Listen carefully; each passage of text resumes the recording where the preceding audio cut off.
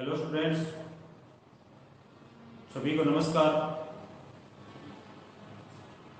जैसा कि आपको बोर्ड पर दिख रहा है, महिला एवं बाल विकास विभाग की आंगनबाड़ी सुपरवाइजर भर्ती 2023 के अंदर निकली हुई है। वो भर्ती 2024 के अंदर अभी आयोजित होने वाली है। उसका टेंटेटिव शेड्यूल विभाग द्वारा जारी कर दिया गया है। इसके अंदर आंगनबाड़ी सुपरवाइजर भर्ती के अंदर जो होम साइंस का टॉपिक है अपना पोषण और स्वास्थ्य, ये अपना चल रहा है। जो स्टूडेंट्स ऑनलाइन या ऑफलाइन बेंच में सम्मिलित होना चाहते हैं वो बोर्ड पर दिए गए नंबरों पर संपर्क कर सकते हैं। नंबर एक बार रिपीट कर रहा हूं मैं, 96 644 012 74 74। इन नंबरों पर आप संपर्क करके आंगनबाड़ी सुपरवाइजर भर्ती की विस्तृत जानकारी ले सकते हैं और आप ऑनलाइन और ऑफलाइन बैच में सम्मिलित हो सकते हैं। ज्यादा बातचीत नहीं करते हुए आज के टॉपिक पोषण और स्वास्थ्य की क्लास हमने कल भी लगाई थी और कल हमने अध्ययन किया था कि भोजन या पोषण के अंदर दो प्रकार के पोषक तत्व होते हैं, वृहत मात्रिक पोषक तत्व और सूक्ष्म मात्रिक पोषक तत्व, मैक्रो न्यूट्रिएंट्स और माइक्रो न्यूट्रिएंट्स। वृहत मात्रिक पोषक तत्वों की शरीर में ज्यादा आवश्यकता होती है, इनको ज्यादा मात्रा में लिया जाता है, ज्यादा मात्रा में ग्रहण किया जाता है। और माइक्रो न्यूट्रिएंट्स को शरीर के अंदर कम मात्रा के अंदर मिलीग्राम के अंदर लिया जाता है, परंतु उनकी बॉडी के अंदर रिक्वायरमेंट होती है। हमने कल बात की थी वृहत मात्रिक पोषक तत्वों के अंदर प्रोटीन, कार्बोहाइड्रेट, वसा, इनका देखा था, और विटामिन। ये सारे वृहत मात्रिक पोषक तत्व है। जबकि सूक्ष्म मात्रिक पोषक तत्वों के अंदर खनिज और विटामिन आते हैं। तो आज कल अपने जाते जाते लास्ट के अंदर कार्बोहाइड्रेट स्टार्टिंग किया था वृहत मात्रिक पोषक तत्वों के अंदर कि कार्बोहाइड्रेट एक वृहत मात्रिक पोषक तत्व होता है जिससे ज्यादा मात्रा में एनर्जी प्राप्त होती है और शरीर के लिए ज्यादा रिक्वायरमेंट कार्बोहाइड्रेट की होती है। भोजन के अंदर अपने जो खाना खाते हैं कार्बोहाइड्रेट ज्यादा मात्रा में लेते हैं। तो आज अपने कार्बोहाइड्रेट की स्टडी करेंगे कि कार्बोहाइड्रेट क्या चीज होती है, कार्बोहाइड्रेट शरीर के लिए क्यों जरूरी है और कार्बोहाइड्रेट किन पदार्थों से या किन तत्वों से मिलकर बना होता है। कल अपने चर्चा की थी कि कार्बोहाइड्रेट को सामान्य भाषा के अंदर अपने शर्करा या शुगर कहते हैं। यहां में लिख रहा हूं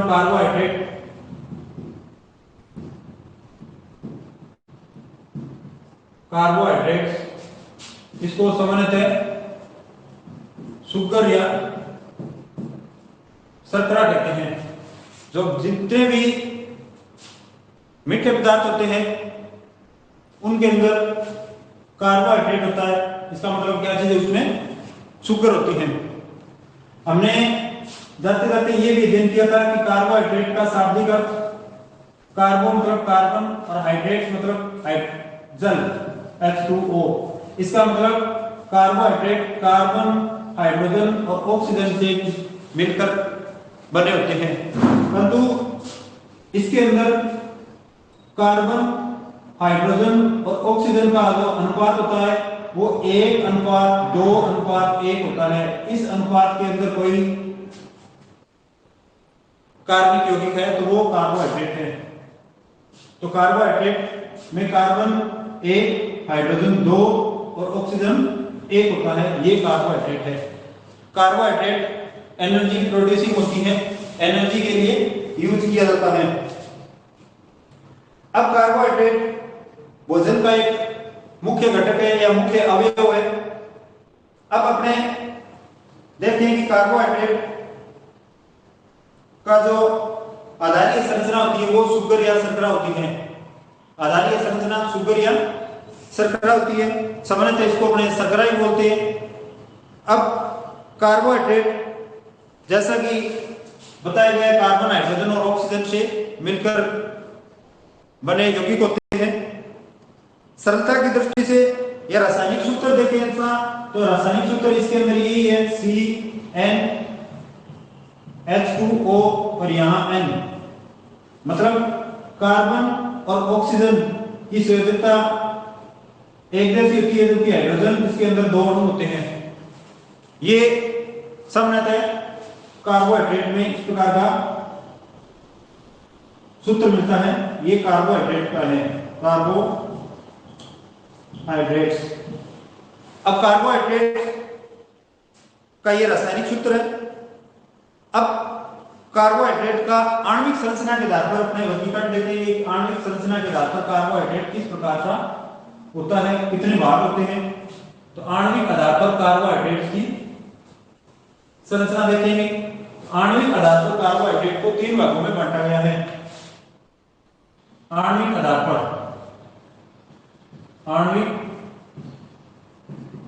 आधार पर कार्बोहाइड्रेट्स कितने भागों में, 3 भागों में बांटा गया है। पहला अपना है मोनोसेकेराइड,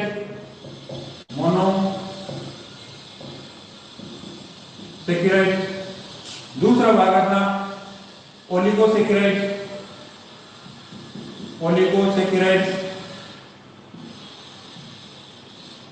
और तीसरा भाग होता है वो होता है पॉलीसेकेराइड्स,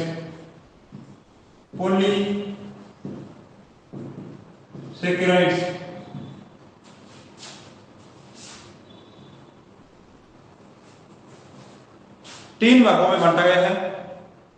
मोनोसेकेराइड्स, ओलिगोसेकेराइड्स, इसको अपने डाइसेकेराइड्स भी बोलते हैं, डाइसेकेराइड्स, और पॉलीसेकेराइड्स। मोनो का अर्थ होता है जब कार्बोहाइड्रेट्स एकल इकाई से मिलकर बना होता है तो मोनोसेकेराइड होता है। मोनोसेकेराइड क्या है, जब कार्बोहाइड्रेट्स में एकल इकाई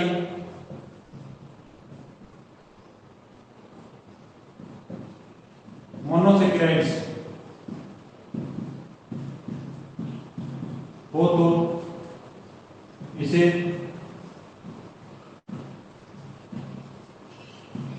मोनोसेकेराइड्स कहते हैं। एकल इकाई हो तो उसको क्या कहेंगे हमने, मोनोसेकेराइड्स कहते हैं। मोनोसेकेराइड्स के उदाहरण ग्लूकोज, फ्रक्टोज, गैलेक्टोज, इसके एग्जांपल है ग्लूकोज, फ्रक्टोज, लैक्टोज,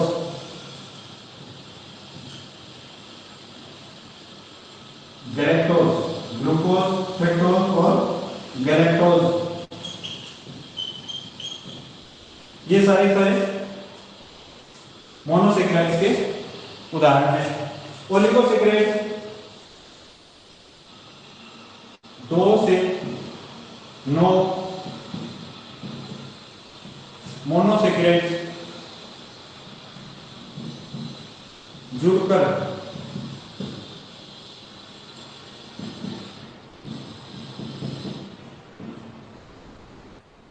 ओलिगोसेकेराइड्स का निर्माण करते हैं। ओलिगोसेकेराइड्स का निर्माण करते हैं। जब 2 से लेकर 9 तक मोनोसेकेराइड्स जुड़ जाते हैं तो उसे क्या कहेंगे अपने, ओलिगोसैकेराइड्स कहते हैं। ओलिगोसैकेराइड्स के उदाहरण के अंदर इसके एग्जांपल अपने सुक्रोज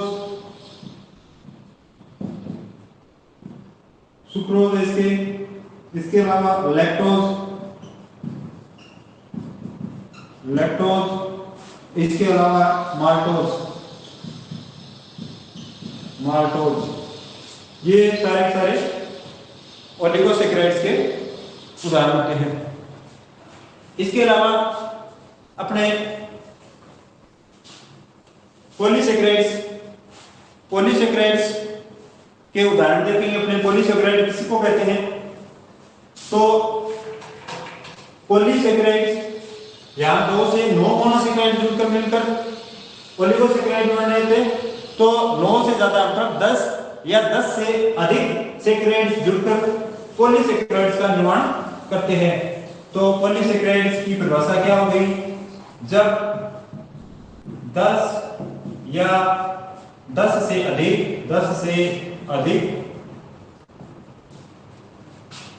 सैकेराइड्स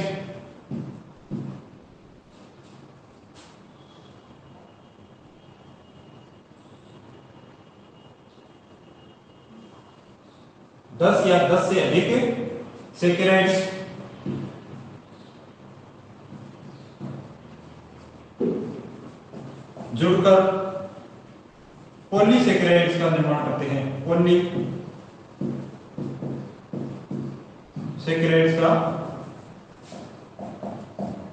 निर्माण करते हैं। अब पॉलीसैकेराइड्स के एग्जांपल याद रखने हैं आपको, कौन कौन से पॉलीसैकेराइड्स के एग्जांपल है। तो पॉलीसैकेराइड्स के एग्जांपल्स के अंदर बहुत सारे, जैसे स्टार्च, ग्लाइकोजन,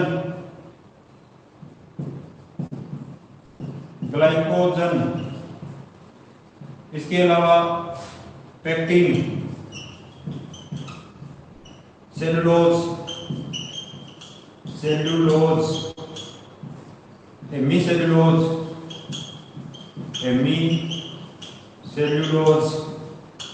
इसके अलावा काइटिन,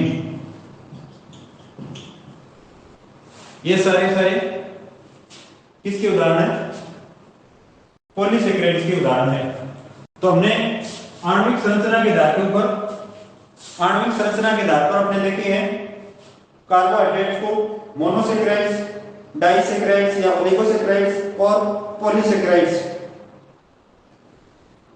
हमने देखा मोनोसैकेराइड्स जब कार्बोहाइड्रेट्स के अंदर एकल इकाई या केवल मोनोसैकेराइड्स, केवल एक ही सैकेराइड्स हो तो उसे क्या कहेंगे? हमने मोनोसैकेराइड्स। मोनो का अर्थ वो एक होता है। इसके एग्जांपल ग्लूकोज, इसके अलावा फ्रक्टोज और इसके अलावा गैलेक्टोज, ये सारे मोनोसैकेराइड्स के उदाहरण हैं। इसके अलावा ओलिगोसैकेराइड्स को अपने सामने तो डाइसैकेराइड्स बोलते हैं। नाम से स्पष्ट है, डाई का अर्थ होता है 2। जब 2 सैकेराइड्स जुड़ करके और कार्बोहाइड्रेट्स का निर्माण करते हैं तो उसे अपने ओलिगोसैकेराइड्स या डाइसैकेराइड्स का निर्माण करते हैं। 2 से 9 मोनोसैकेराइड्स आपस के अंदर जुड़ जाते हैं और एक लंबी चेन बना लेते हैं, श्रृंखला 9 तक, तो उसे अपने ओलिगोसैकेराइड्स कहते हैं। इसके ओलिगोसैकेराइड्स के एग्जांपल याद रखना, सुक्रोज, लैक्टोज और माल्टोज। पॉलीसैकेराइड्स, पॉली का अर्थ है बहुत सारे। जब बहुत सारे कितने? 2 से 9 तक यहां आ गए। अब 10 या 10 से ज्यादा सैकेराइड्स जुड़कर किसका निर्माण करेंगे? पॉलीसैकेराइड्स का निर्माण करते हैं। उदाहरण देखें, starch, glycogen, pectin, cellulose, hemicellulose और काइटिन, ये सारे पॉलीसैकेराइड्स के उदाहरण होते हैं। अब अपने ये जो मोनोसैकेराइड्स है, ग्लूकोज, फ्रक्टोज और लैक्टोज, इनका सामान्य और परिचय देख लेते हैं अपने। इनको अन्य किन नामों से जाना जाता है और ये किन पदार्थों के अंदर ये कार्बोहाइड्रेट्स होते हैं। तो सर्वप्रथम अपने बात करेंगे ग्लूकोज की। ग्लूकोज को अपने सामान्य शर्करा कहते हैं। ग्लूकोज ग्लूकोज जो मीठे पेय पदार्थ होते हैं या मीठे खाद्य पदार्थ होते हैं उनके अंदर ग्लूकोज मिलती है और ये इस ग्लूकोज को सामान्यतः अपने ब्लड शुगर बोलते हैं। अपने रक्त के अंदर जो शुगर मिलती है उसको अपने ग्लूकोज है वो या ब्लड शुगर बोलते हैं, इसको रक्त के अंदर मिलती है। तो ये लिख रहा हूं मैं, रक्त में पाई जाने वाली शर्करा, रक्त में पाई जाने वाली शर्करा क्या कहलाएगी? कहलाएगी ग्लूकोज। जैसे डायबिटीज के जो पेशेंट होते हैं उनके अंदर अपने देखते हैं कि उसके ब्लड के अंदर शुगर बढ़ जाती है, शर्करा आवश्यकता से ज्यादा बढ़ जाती है और वो मधुमेह से पीड़ित हो जाते हैं। मतलब उसके शरीर के अंदर एक निश्चित अनुपात से ज्यादा मात्रा के अंदर पाई जाती है रक्त के अंदर, तो उसको अपने सामने ग्लूकोज ही होती है वो जो रक्त के अंदर मिलती है। इसके अलावा इस ग्लूकोज को अपने एक नाम और से जाना जाता है, इसे अपने दूसरे नाम से जानते हैं, उसको बोलते हैं अपने अंगूर शर्करा, क्योंकि ये अंगूर के अंदर मिलती है, अंगूर शर्करा। इंग्लिश में बोलते हैं इसको ग्रेप्स शुगर, ग्रेप्स शुगर जो अंगूर के अंदर मिलती है। अंगूर के अंदर मिलने वाली शर्करा कौन सी है? तो ग्लूकोज है। इसे अपने ग्रेप्स शुगर के नाम से भी जानते हैं। इसके अलावा इसके अंदर कार्बन संख्या देखें या इसका अणु सूत्र देखें तो इसका अणु सूत्र होता है C6H12O6, मतलब ये 6 कार्बन वाली शर्करा है, 6 कार्बन की शर्करा। 6 कार्बन वाली शर्करा कौन सी है? ग्लूकोज है। एक नंबर पर अपने ग्लूकोज पढ़ ली। ग्लूकोज किस प्रकार का आणविक आधार पर किस प्रकार का कार्बोहाइड्रेट है? मोनोसैकेराइड्स कार्बोहाइड्रेट का उदाहरण है। दूसरी शर्करा अपने देखेंगे, दूसरी शर्करा है वो है फ्रक्टोज। फ्रक्टोज फ्रक्टोज फ्रक्टोज नाम से स्पष्ट है, फ्रक्टोज ऐसे स्टार्टिंग हो रहा है, इसको अपने फ्रूट शर्करा बोलते हैं, फलों के अंदर पाई जाने वाली शर्करा। तो लिख रहा हूं मैं, फलों में पाई जाने वाली शर्करा, शर्करा बोलते हैं इंग्लिश में शुगर। तो इसे सामान्य नाम किससे जाना जाता है? इसको जाना जाता है फ्रूट शुगर। और ये भी किस प्रकार की? 6 कार्बन वाली शर्करा है। एक प्रश्न हो रहा है कि सबसे ज्यादा प्रकृति के अंदर जो सबसे ज्यादा मीठी शर्करा है वो यही है, फ्रक्टोज। तो प्रकृति में पाई जाने वाली सबसे मीठी शर्करा, तो लिख रहा हूं मैं, प्रकृति में पाई जाने वाली सबसे मीठी शर्करा कौन सी है? फ्रक्टोज या फ्रूट शुगर सबसे ज्यादा मीठी शर्करा है। इसके अलावा 3 नंबर पर शर्करा का उदाहरण था गैलेक्टोज। तीसरी शर्करा है वो गैलेक्टोज।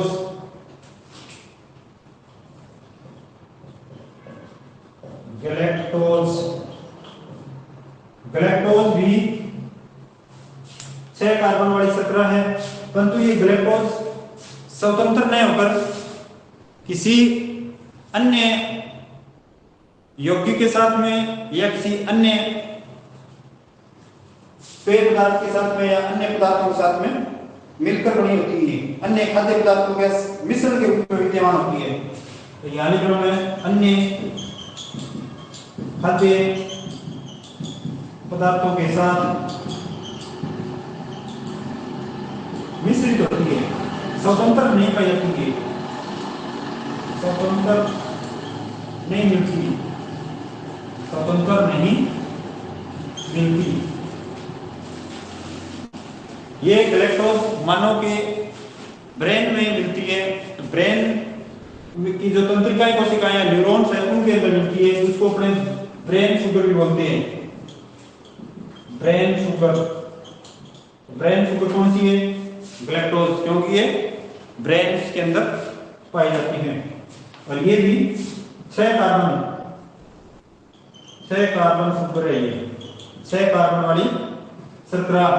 तो 6 कार्बन वाली शर्करा जो मोनोसेक्राइड्स है उनके 3 उदाहरण देखे अपने, ग्लूकोज, फ्रक्टोज और गैलेक्टोज। इसके बाद के अंदर अपने दूसरा जो आणविक आधार के ऊपर अपने देखा था अभी, वो थी ओलिगोसेक्राइड्स या डाइसेक्राइड्स। ओलिगोसेक्राइड्स या डाइसेक्राइड्स पढ़ेंगे अपने, नाम से स्पष्ट है, जब 2 मोनोसेक्राइड्स आपस के अंदर जुड़ जाते हैं तो ओलिगोसेक्राइड्स या डाइसेक्राइड्स का निर्माण करते हैं।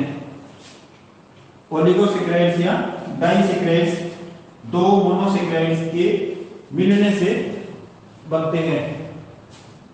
तो अब देखेंगे अपने डाइसेक्राइड्स। डाइसेक्राइड्स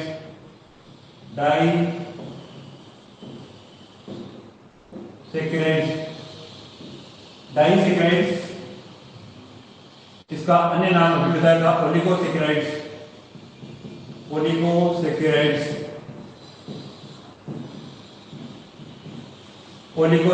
या डाइसेक्राइड्स, जब 2 मोनोसेक्राइड्स के अणु मिलकर के कार्बोहाइड्रेट्स का निर्माण करते हैं तो उस कार्बोहाइड्रेट को अपने डाइसेक्राइड्स कहते हैं।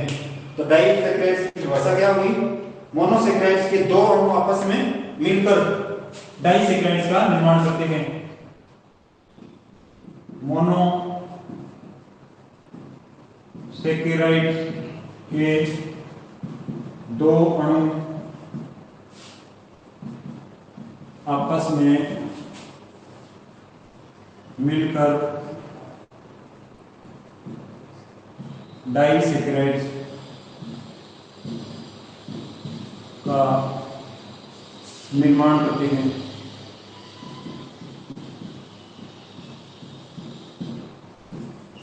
तो डाइसेक्राइड्स क्या कहते हैं? जब मोनोसेक्राइड्स के 2 अणु आपस के अंदर मिल जाते हैं तो डाइसेक्राइड्स का निर्माण करते हैं। अब डाइसेक्राइड्स के उदाहरण अपने देखेंगे। तो अभी पहले बताया था, पहला उदाहरण है सुक्रोज। तो डाइसेक्राइड्स के उदाहरण के अंदर अपना पहला एग्जांपल है, वो है सुक्रोज। इसके एग्जांपल हालांकि पहले भी दिखाए थे एग्जांपल मैंने, डाइसेक्राइड्स के अंदर वो है सुक्रोज।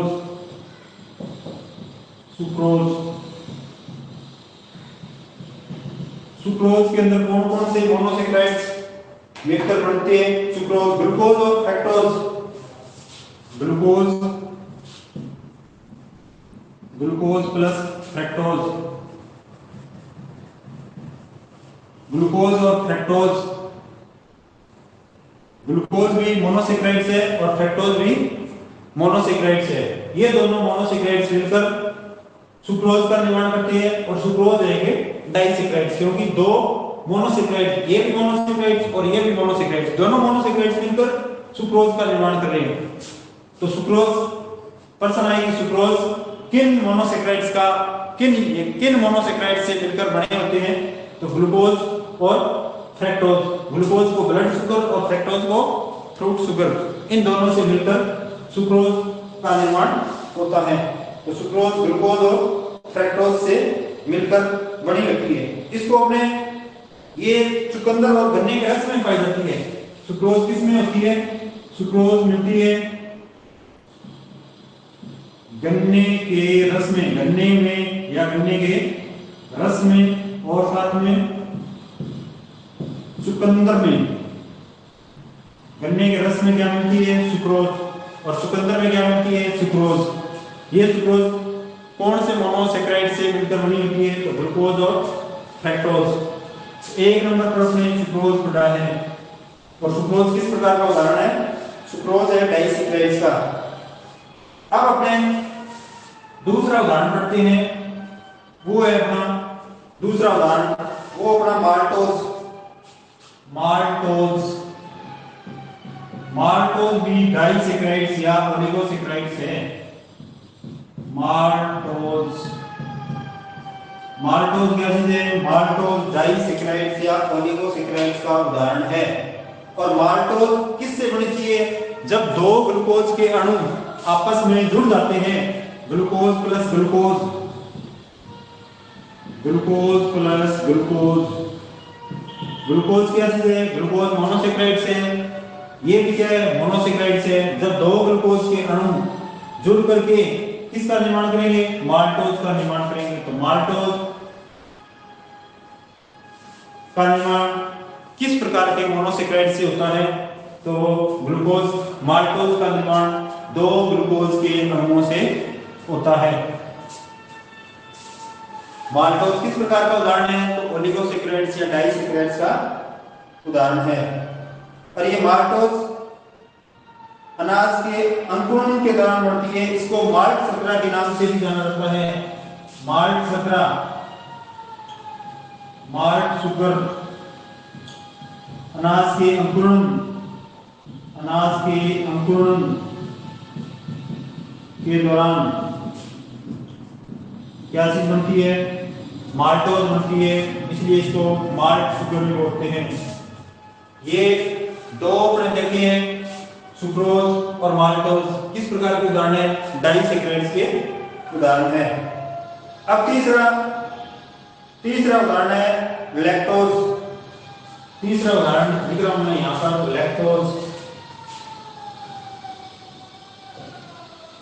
लैक्टोज,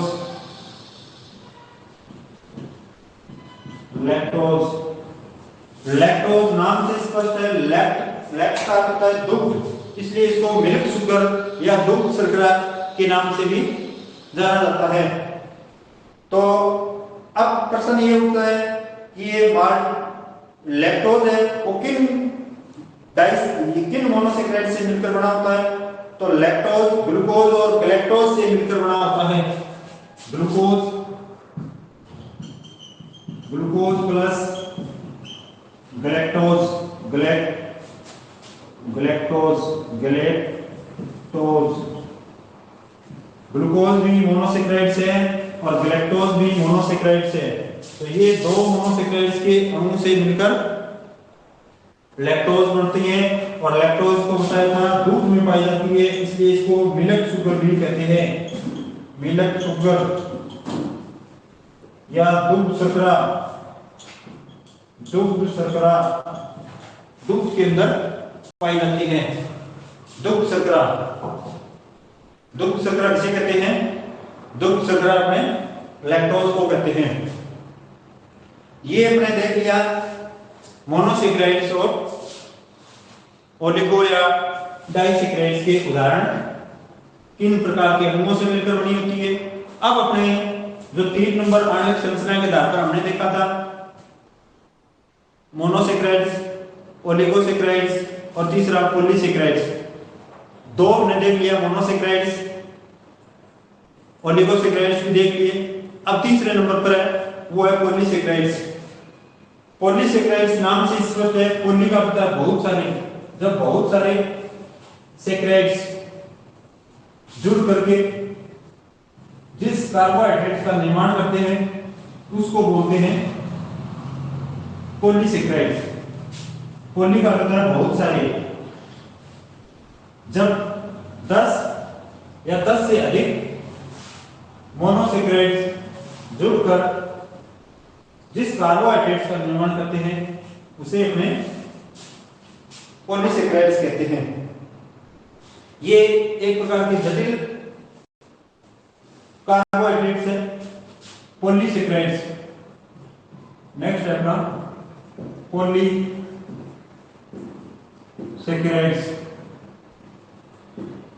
पॉलीसैकेराइड्स, पॉलीसैकेराइड किसे कहते हैं? 10 या 10 से अधिक सैकेराइड्स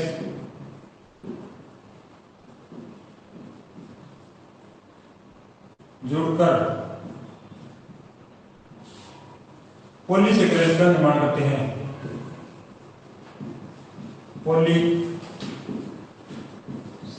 का निर्माण करते हैं। 10 या 10 से अधिक मोनोसेक्राइड्स, 10 या 10 से अधिक सेक्राइड्स मिलकर पॉलीसेक्राइड्स का निर्माण करते हैं। पॉलीसेक्राइड्स सामान्यतः मीठे नहीं होते और सामान्यतः जल में भी घुलनशील नहीं होते, तो ये स्वादहीन होते हैं, स्वादहीन या टेस्टलेस, टेस्टलेस, स्वाद नहीं होता इनका, मीठे नहीं होते ग्लूकोज फ्रक्टोज की तरह, ये स्वादहीन होते हैं। जल के अंदर अत्यधिक कम घुलनशील होते हैं, पानी के अंदर बहुत कम मात्रा के अंदर घुलते हैं। पेड़ पौधों के अंदर ये स्टोरेज या संग्रहित रहने के लिए सामर्थ्य होते हैं, ज्यादातर पेड़ पौधों के अंदर ये संग्रहित रहते हैं।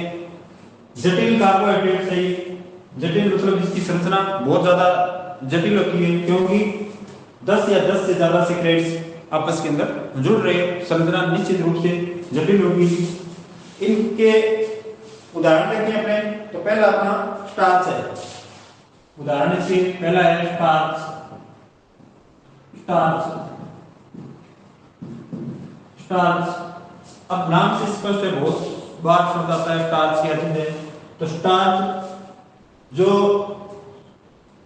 पेड़ पौधे वो भोजन बनाते हैं, भोजन अपने लिए रख लेते हैं, बाकी जो मटेरियल भोजन बन जाता है वो स्टार्च के रूप में वो पेड़ पौधे संग्रहित रखते हैं पत्तियों के अंदर, या उनके अदर्स पार्ट है, जैसे विभिन्न प्रकार के फ्रूट्स है, तो फ्रूट्स के अंदर क्या चीज मिलती है, स्टार्च मिलता है, क्योंकि वो संग्रह या स्टोरेज कर लेते हैं।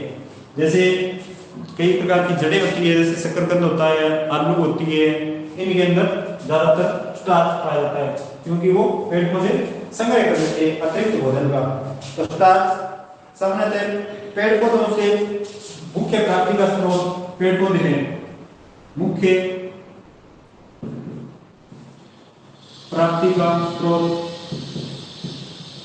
तो पेड़ पौधे, पेड़ पौधों से हमें क्या मिलता है, स्टार्च मिलता है। मुख्य प्राप्ति का स्रोत है पेड़ पौधे, पेड़ पौधों से अपने को स्टार्च पाया जाता है या स्टार्च मिलता है। किन किन चीजों के अंदर, तो गेहूं, चावल, बाजरा, किन किन पेड़ पौधों से, तो गेहूं, चावल, बाजरा, इनके अंदर क्या चीज मिलती है, इनके अंदर मिलती है स्टार्च।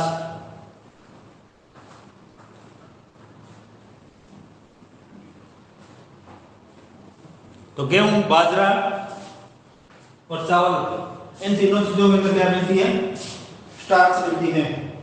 इसके अलावा जड़ और तने वाली सब्जियों के अंदर भी मिलती है स्टार्च, जड़ व तने वाली सब्जियां, इनके अंदर भी क्या मिलती है, स्टार्च। जैसे आलू है, शकरकंद है, डहेलिया है, इनके अंदर क्या चीज मिलती है हमें, इनके अंदर मिलती है स्टार्च। इसके अलावा सूखे बीज, मटर, सेब आदि के अंदर भी पाया जाता है। कच्चे फलों के अंदर स्टार्च कार्बोहाइड्रेट के रूप में पाया जाता है। और पकने के अंदर ये जब फल पक जाते हैं, ये स्टार्च किस में बदल जाता है, ये वापिस मोनोसेक्राइड्स के अंदर, मिठास के अंदर बदल जाता है। मोनोसेक्राइड्स सारे मीठे होते हैं, जबकि पॉलीसेक्राइड्स होते हैं वो स्वादहीन होते हैं। तो ये जब फ्रूट पक जाते हैं फलों के अंदर, तो वो क्या हो जाते हैं, मीठे हो जाते हैं। पकने के बाद के लिए मीठे हो जाते हैं, पकने पर इनके अंदर मिठास आ जाता है।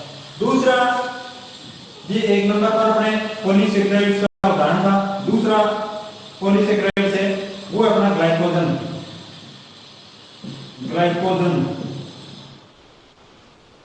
ग्लाइकोजन, ग्लाइकोजन को अपने एनिमल स्टार्च कहते हैं, या अपने जो भोज्य पदार्थ लेते हैं शरीर के अंदर, तो शरीर के अंदर जो अतिरिक्त ग्लूकोज होता है, अपने शरीर के अंदर ज्यादा मात्रा के अंदर जो शर्करा होती है वो ग्लाइकोजन के रूप में संग्रहित रहता है लीवर के अंदर। शरीर की जो अतिरिक्त शर्करा होती है, अतिरिक्त शुगर होती है, उसको क्या करता है लीवर संग्रहित कर देता है ग्लाइकोजन के रूप में। और जब अपने शरीर के अंदर ऊर्जा की कमी हो जाती है तो वो लीवर क्या काम करता है, इस ग्लाइकोजन को वापस ग्लूकोज के अंदर तोड़ देता है और शरीर को ऊर्जा दे देता है।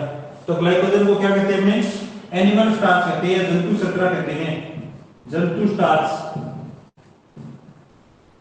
जिस प्रकार से पादपों के अंदर स्टार्च था, उसी प्रकार से जंतुओं के अंदर स्टार्च किस रूप में, ग्लाइकोजन के रूप में, क्योंकि वो लीवर के अंदर संचित रहता है। तो यहां लिख रहा हूं मैं, जंतुओं के यकृत में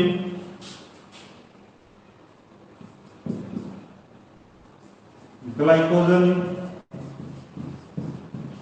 संग्रह रहता है और आवश्यकता पड़ने पर ये ग्लाइकोजन क्या टूट जाता है और टूटकर ग्लूकोज के अंदर बदल जाता है और ग्लूकोज एनर्जी देता है। इसके अलावा अपने 3 नंबर पर वो है अपना सेलुलोज। सेलुलोज सेलुलोज अब सेलुलोज पेड़ पौधों के अंदर मिलता है, पादपों से। पादप कोशिका भित्ति, पादपों की जो कोशिका भित्ति होती है वो सेलुलोज से बनी होती है। पादप कोशिका भित्ति का निर्माण कौन होता है, सेलुलोज। तो पादप कोशिका भित्ति का निर्माण सेलुलोज से होता है। अब प्रकृति के अंदर जितने भी कार्बनिक पदार्थ है उनके अंदर सबसे ज्यादा सेलुलोज होता है। अपने किताबें होती है, कॉपियां होती है या फर्नीचर होता है, ये जो लकड़ी है इनके अंदर सेलुलोज है। पतली लुगदी होती है, जो छिलका होता है, छिलते से और पतली पतली वो लुगदियां बनाती है जिससे कागज वगैरह बनता है, वो सारा सारा सेलुलोज है। तो प्रकृति के अंदर लगभग 95% सेलुलोज होता है। पेड़ पौधों की पत्तियां है, ये बाहर वाला छिलका है, छाल है, तना है, ये सारे सारे किसके उदाहरण है, सेलुलोज के उदाहरण है। अब सेलुलोज जो ज्यादातर है वो अपने आटा छानने के बाद के अंदर जो चोकर निकल जाता है जिसको अपने छानस बोलते हैं, उसके अंदर सेलुलोज पाया जाता है। इसके अलावा साबुत अनाज, छिलके, सलाद, अंजीर, मुनक्का, खजूर, सेब, पनीर आदि के अंदर भी सेलुलोज मिलता है। इसके बाद के अंदर अपने नेक्स्ट पढ़ेंगे अपने पेक्टिन। 4 नंबर में पेक्टिन। पेक्टिन भी पादपों की कोशिका भित्ति को बढ़ाता है सेलुलोज के साथ में। यह भी पादप कोशिका भित्ति निर्माण में सहायक होता है। पेक्टिन भी क्या काम करता है, पादपों की कोशिका भित्ति को निर्मित करने में, निर्माण करने में सहायक होता है। पेक्टिन पके हुए फलों के छिलकों के अंदर, कुछ जड़ों वाली सब्जियों के अंदर भी मिलता है। इसका पाचन नहीं होता है, ज्यादातर इसका फल उद्योग के अंदर जो जैम वगैरह या जो पेय पदार्थ होते हैं उनको बनाने के अंदर पेक्टिन का यूज किया जाता है। अब अपने कार्बोहाइड्रेट के कार्य देखेंगे। हमने देख लिया कि आणविक संरचना के आधार पर कार्बोहाइड्रेट को 3 भागों में बांटा गया था, मोनोसेक्राइड्स, डाइसेक्राइड्स या ओलिगोसेक्राइड्स और पॉलीसेक्राइड्स। तीनों के हमने उदाहरण देख लिए, इनके क्या क्या जो उदाहरण है उनको सामान्य भाषा में किस नाम से जानते हैं, वो कहाँ पर संग्रहित होता है, क्या उनका काम है, ये अपने सारे देख लिया। इसके बाद के अंदर अपने बात करेंगे कार्बोहाइड्रेट्स के कार्य की। कार्बोहाइड्रेट्स के कार्य की, कार्बोहाइड्रेट क्या क्या काम करता है वो देखेंगे अपने। कार्बोहाइड्रेट शरीर के अंदर क्या कार्य होता है, कार्बोहाइड्रेट के कार्य। तो कार्बोहाइड्रेट याद रखना सबसे ज्यादा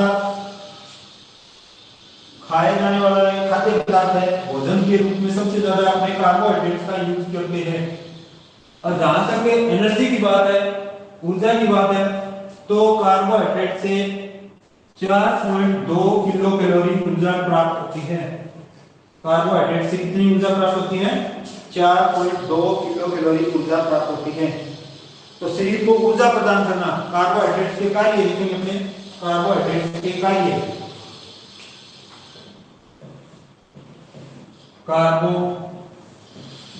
कार्बोहाइड्रेट के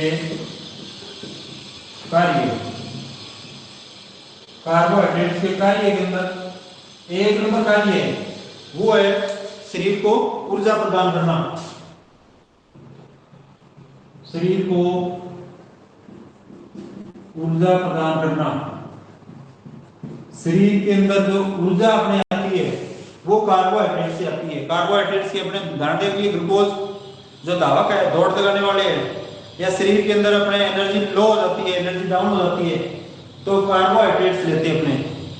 जो ग्लूकोज डी का जो पैकिंग आती है या जो फ्रूटी वगैरह आती है उनके अंदर कार्बोहाइड्रेट्स मिलता है, या ग्लूकोज मिलती है उसके अंदर ग्लूकोज होता है, ग्लूकोज कार्बोहाइड्रेट्स का उदाहरण है। उससे अपने क्विक एनर्जी आ जाती है, एक प्रकार से शरीर के अंदर बूस्ट डोज के रूप में काम करता है। ऊर्जा देते हैं अपने, तो इसके अंदर जो ऊर्जा होती है कार्बोहाइड्रेट के अंदर ऊर्जा 4.2 किलो कैलोरी, याद रखना 4.2 किलो कैलोरी ऊर्जा प्राप्त होती है कार्बोहाइड्रेट से। कितने, 1 ग्राम कार्बोहाइड्रेट से, 1 ग्राम कार्बोहाइड्रेट से ऊर्जा कितनी प्राप्त होती है, 4.2 किलो कैलोरी। 1 ग्राम कार्बोहाइड्रेट से जो ऊर्जा मिलती है वो ऊर्जा होती है 4.2 किलो कैलोरी। 4.2 किलो कैलोरी, के किलो है और CAL कैलोरी है। 4.2 किलो कैलोरी एनर्जी प्राप्त होती है 1 ग्राम कार्बोहाइड्रेट से। तो 1 ग्राम कार्बोहाइड्रेट से प्रश्न आए कि 1 ग्राम कार्बोहाइड्रेट से कितनी ऊर्जा प्राप्त होती है, 4.2 किलो कैलोरी ऊर्जा प्राप्त होती है। किससे किससे प्राप्त होती है, तो कार्बोहाइड्रेट से प्राप्त होती है। तो एक नंबर काम देखेंगे अपने कि कार्बोहाइड्रेट से क्विक ऊर्जा के लिए शरीर को ऊर्जा प्रदान करने का मुख्य काम करता है। और 1 ग्राम कार्बोहाइड्रेट से 4.2 किलो कैलोरी ऊर्जा प्राप्त होती है। ऊर्जा प्राप्ति का ये सबसे सस्ता स्रोत है। अपने गेहूं की रोटियां खाते हैं या पेय पदार्थ लेते हैं, उनके अंदर कार्बोहाइड्रेट्स होता है। और ये जो कार्बोहाइड्रेट्स है ग्लूकोज के रूप में होता है, और जब अपने अतिरिक्त ले लेते हैं, अतिरिक्त खाना ले लेते हैं, तो वो अपने बॉडी के अंदर संग्रहित रह जाता है। अभी आपने बताया था ग्लाइकोजन के रूप में लीवर इसको क्या कर लेता है, स्टोर कर लेता है, संग्रहित कर लेता है। तो ग्लाइकोजन के रूप में यकृत के अंदर या मांसपेशियों के अंदर संग्रहित कर लिया जाता है। और आवश्यकता अनुसार ये ग्लाइकोजन है वो टूट करके वापस ग्लूकोज के अंदर बदल जाता है। अब कार्बोहाइड्रेट्स दूसरा काम देखिए कार्बोहाइड्रेट्स का, तो कार्बोहाइड्रेट्स दूसरा काम है विटामिन बी समूह का संश्लेषण करता है। तो दूसरा काम है विटामिन बी कॉम्प्लेक्स जिसको बोलते हैं समूह का संश्लेषण करता है। विटामिन बी जो ग्रुप है उसका संश्लेषण करता है। B1, B2, B3, B4, B5 इनका बॉडी के अंदर स्टोरेज या संश्लेषण करने का काम, निर्माण करने का काम कार्बोहाइड्रेट्स करता है। इसके अलावा पाचन तंत्र को ये स्वस्थ बनाए रखने का काम करता है। तीसरा देखिए काम तो ये पाचन तंत्र को स्वस्थ बनाए रखने का काम करता है। पाचन तंत्र को स्वस्थ बनाए रखने का कार्य करता है। जो मोटा अनाज है, मोटे अनाज के अंदर जो कार्बोहाइड्रेट होता है, मोटा अनाज खाना चाहिए अपने को, क्योंकि छोटा जो अनाज होता है, बारीक पिसा हुआ अनाज, मैदा वगैरह होता है, वो पाचन तंत्र को बिगाड़ देता है। इसके अंदर आरनाल की सफाई नहीं होती है, आरनाल के अंदर चिपक जाता है। जबकि मोटा अनाज है, जैसे चोकर है या अपने जो गेहूं है या रागी है, ये सॉरी बाजरा है, इनको ये मोटे अनाज के अंदर आते हैं। इनको खाने पर अपना जो डाइजेशन सिस्टम है या पाचन तंत्र है उसको स्वस्थ बनाए रखने का काम कौन करता है? कार्बोहाइड्रेट, क्योंकि इनके अंदर मोटे अनाज के अंदर ज्यादा कार्बोहाइड्रेट होता है। इसके अलावा मोटे अनाज के अंदर पाचन तंत्र को स्वस्थ इस प्रकार बना जाता है क्योंकि वो सेलुलोज और हेमीसेलुलोज भी इसके अंदर पाया जाता है। इसके अलावा कैल्शियम के अवशोषण में सहायक होता है कार्बोहाइड्रेट। 4 नंबर कार्य है कैल्शियम के अवशोषण में सहायक। दूध वगैरह होता है, दूध के अंदर कैल्शियम होता है, उसके अवशोषण के अंदर कार्बोहाइड्रेट सहायक होता है। इसके अलावा ग्लूकोज वसा के पूर्ण ऑक्सीकरण में भी सहायता करता है। ग्लूकोज वसा के पूर्ण अवशोषण में 5 नंबर कार्य देखें तो ग्लूकोज है, ग्लूकोज एक प्रकार का कार्बोहाइड्रेट है और ये ग्लूकोज क्या करता है? वसा के पूर्ण ऑक्सीकरण में सहायता करता है, पूर्ण ऑक्सीकरण में सहायता करता है। इसके अलावा अन्य काम देखें अपने तो अन्य काम, कई सारे अन्य काम है। जैसे ये ग्लूकोज है वो वसा की उपयोगिता को बढ़ाने का काम करता है। रेशेदार और जटिल कार्बोहाइड्रेट के सेवन से रक्त के अंदर कोलेस्ट्रॉल को नियंत्रित किया जाता है, अपने रक्त कोलेस्ट्रॉल को नियंत्रित करता है। यहाँ लिखना छोटा काम, रक्त कोलेस्ट्रॉल को नियंत्रित करता है,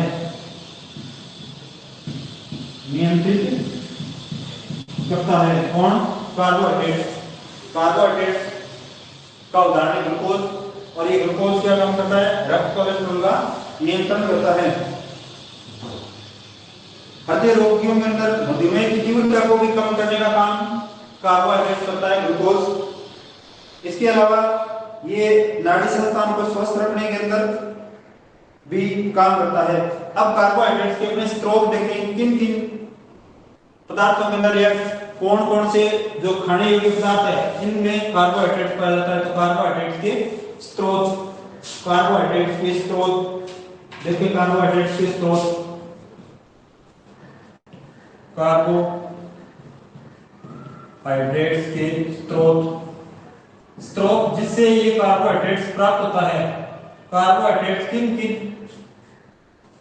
पादपों से प्राप्त होता है या किन किन फ्रूट से या किन किन फलों से कार्बोहाइड्रेट्स प्राप्त होता है, वो स्रोत है कार्बोहाइड्रेट्स के। तो कार्बोहाइड्रेट्स के स्रोत कौन कौन से? ज्यादातर अनाज है, तो कार्बोहाइड्रेट्स का मुख्य स्रोत है अनाज। कार्बोहाइड्रेट्स का मुख्य स्रोत है अनाज। अनाज के अंदर कौन कौन से? अनाज के अंदर आपके आगे गेहूं आ गया। इसके अलावा चावल, बाजरा, मक्का, गेहूं, चावल, बाजरा, मक्का, गेहूं, चावल, बाजरा, मक्का। इसके अलावा कुछ दालें जैसे मटर के अंदर भी क्या चीज पाया जाता है? कार्बोहाइड्रेट। इसके अलावा शक्कर, गुड़, शहद, इनके अंदर भी शक्कर, गुड़, शहद, इनके अंदर भी कार्बोहाइड्रेट पाया जाता है। इसके अलावा जड़ वाली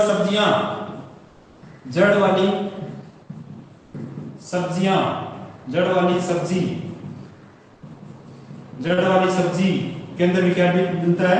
कार्बोहाइड्रेट। जैसे आलू, शकरकंद,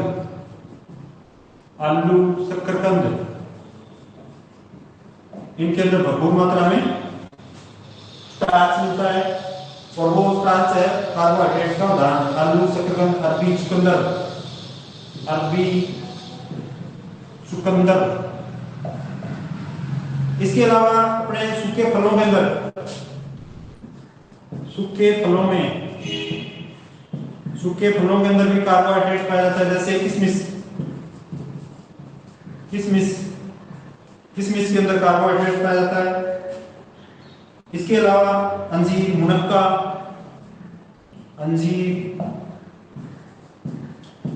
मुनक्का, खजूर, इनमें कार्बोहाइड्रेट पाया जाता है। तो आज स्टूडेंट्स हमने अध्ययन किया है कार्बोहाइड्रेट्स को हमने देखा है आणविक संरचना के आधार पर मोनोसेक्राइड्स, डाइसेक्राइड्स या ओलिगोसेक्राइड्स और पॉलीसेक्राइड्स, 3 प्रकार के देखे, इनके उदाहरण देखे। इसके बाद में कार्बोहाइड्रेट्स के कार्य देखे और कार्बोहाइड्रेट्स के स्रोत देखे। तो आज की क्लास के अंदर अपने कार्बोहाइड्रेट्स को पूर्ण कर लिया गया है। नेक्स्ट क्लास के अंदर अपने प्रोटीन और वसा के बारे में अध्ययन करेंगे। तो धन्यवाद।